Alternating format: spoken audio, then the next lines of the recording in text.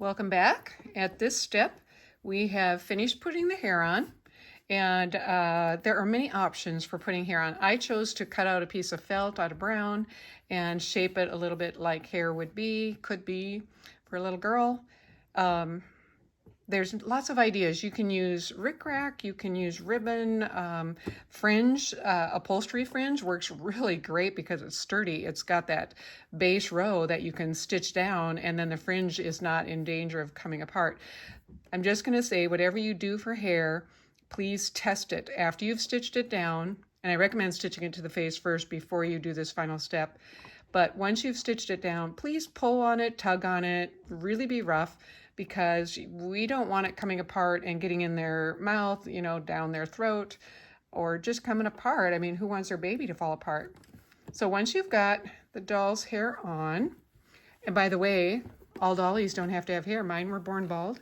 So, it's okay if you want to make a bald baby. That is perfectly fine. Now, I've pinned the back fabric on. And what I'm going to do, I'm going to remember to leave a gap, a nice 2.5, 3-inch gap. But when I start, I am going to go back about 4 stitches, 3, 4, and then go forward. What this does is eliminate those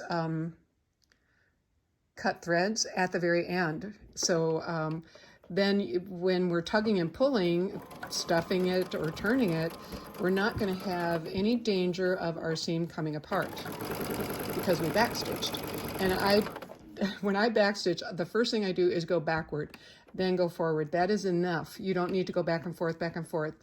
That's just overkill. Just start inward, go backward, then continue on going forward. That's all you need to do for a nice secure end. And that is true on many sewing projects, not just this one.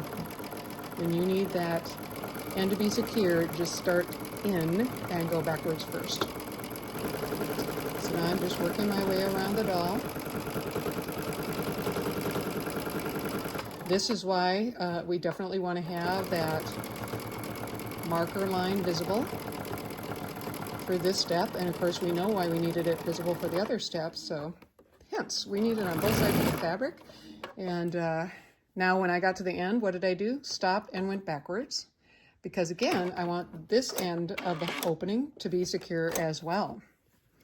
So now what we're going to do, we're just going to take a scissor, and this is important.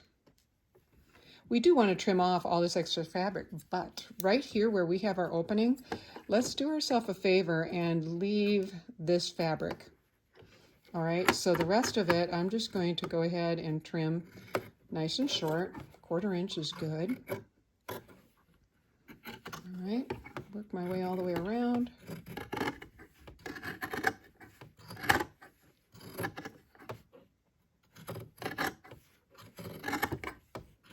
And I'm going to remember I'm coming up on that opening. And when I get there, I can tell where it is, right here. I'm going to go like that. I want this because when I'm doing the hand stitching, I don't want to fight. This side, because it's so short, is going to want to pop back out, but at least I'll only fight with one side and not both. So now we're going to just put our fingers in there and pull our dolly out and see how she looks. After this step, obviously, we're just going to go ahead and stuff her with some polyfil. And for the Christmas boxes, because we are trying to keep these dollies as an add-on, in other words, we don't want them taking up a lot of space in the box, so don't overstuff them. If you stuff them really tight, which of course we all love, but if you do that, then she does take up a lot of space, all right? And she'll displace maybe a pair of stockings or a pair of underwear or much needed pencils, and we don't want that to happen.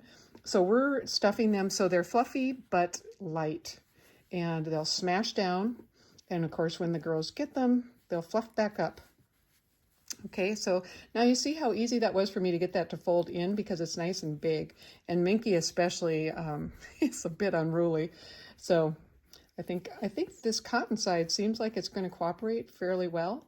I could actually even give it just a little press right now before I start stuffing, and maybe that crease line will help me orient my stitching. Of course, when you go to stitch these shut, you're going to use the ladder stitch. If you don't know how to do the ladder stitch, just search it on YouTube, type in hand sewing ladder stitch, Ladder, and you'll have a nice little tutorial on how to do it. Okay, well, I like her hair. I think I may add 2 little bows right here, and 2 little pink bows, or yellow, orange. I'm not sure. I'm going to play with all the colors we have and see what I like best.